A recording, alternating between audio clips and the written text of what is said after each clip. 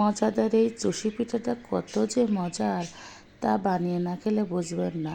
তা আমি একটু বানিয়ে একটু খেয়ে দেখলাম, মাশাআল্লাহ অনেক মজাদার ও সুস্বাদু হয়েছে।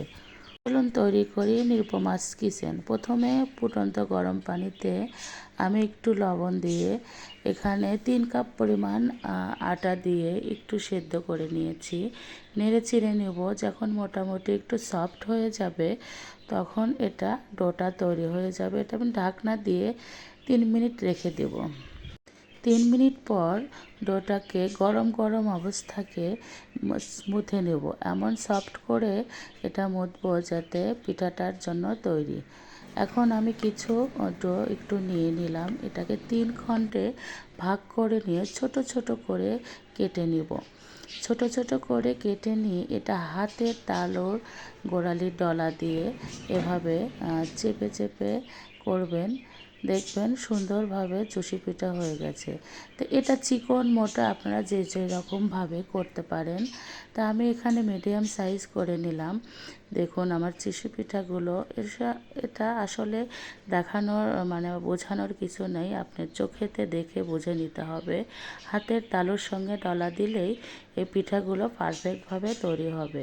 দেখুন আমার চষি পিঠাগুলো কিংবা কাটা সেমাই যাই বলেন অনেক সুন্দর হয়েছে। এই পিঠাগুলো তৈরি করে নেব এখন।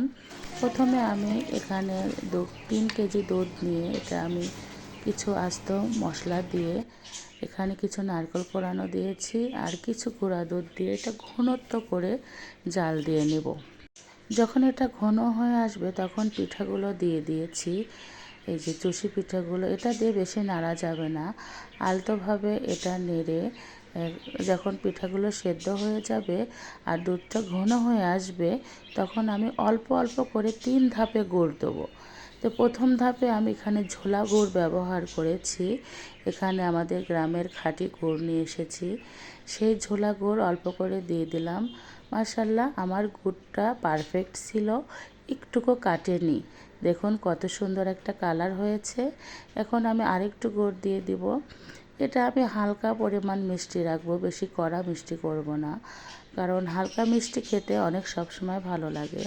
তাই আমি আরেক ধাপে গুড় দিয়ে আবার একটু মিশিয়ে নিলাম। দেখুন কত সুন্দর হয়েছে, দুধটা ফেটে যায়নি। তো এখন আমার রান্নাটা কমপ্লিট। এখন আমি পিঠাটা উঠিয়ে নিয়ে দেখছি মাশাআল্লাহ অনেক সুন্দর ও লোভনীয় হয়েছে। এভাবে আপনারা সবাই ঘরে বানিয়ে খেতে পারেন, অনেক মজাদার ও সুস্বাদু লাগবে।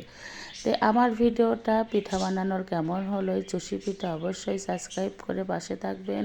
ধন্যবাদ সবাইকে।